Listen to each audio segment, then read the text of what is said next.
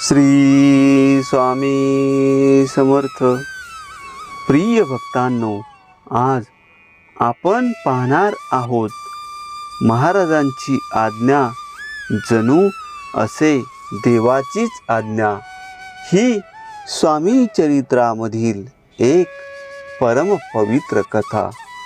भक्तांनो, स्वामी चरित्रामधील अशा कथा ऐकणे ही एक प्रकारे स्वामींची सेवाच आहे. स्वामींची सेवा केल्याने जीवनामध्ये सुख, समाधान, शांती प्राप्त होते. याचा लाखो लोकांना अनुभव आलेला आहे. अशा या परम पवित्र कथेला सुरुवात करण्यापूर्वी कमेंटमध्ये श्री स्वामी समर्थ असे लिहून चॅनलला सबस्क्राईब करा. श्री स्वामी समर्थ. बाबाजी सदोबा पोस्ट खात्यात हुद्द्यावर होते. ते नेहमी मेहनती व प्रामाणिक काम करणारे असून जेव्हा वेळ मिळेल तेव्हा अक्कलकोटास श्री स्वामींच्या दर्शनास नियमित येत असत. एकदा ते असेच दर्शनास आले होते. दर्शन घेऊन परत जाण्याची स्वामींची आज्ञा त्यांनी मागितली. महाराज म्हणाले, बैठ, किधर जाता. काही वेळ बसून परत आज्ञा मागण्यास गेले तेव्हा महाराज म्हणाले, नदी किनारे पार. बाबाजी परत तेथे बसले.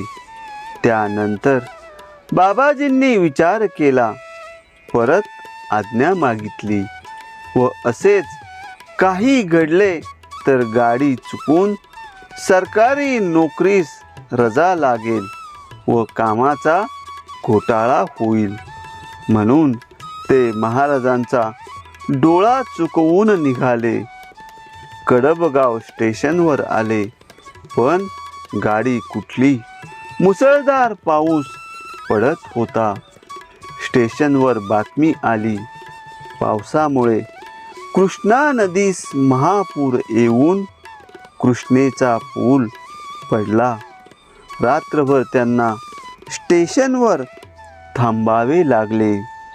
गाडी दुसऱ्या दिवशी सकाळी आली. त्यावेळी महाराजांनी आज्ञा न देण्याची व नदी किनारे पार या बोलण्याचा अर्थ त्यांना समजला.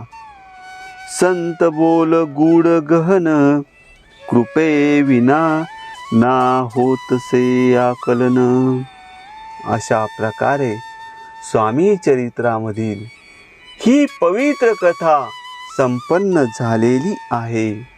पुढील कथा ऐकण्यासाठी चॅनलला सबस्क्राईब करा आणि स्वामींचे आशीर्वाद मिळविण्यासाठी कमेंटमध्ये श्री स्वामी समर्थ असे लिहा. श्री स्वामी समर्थ.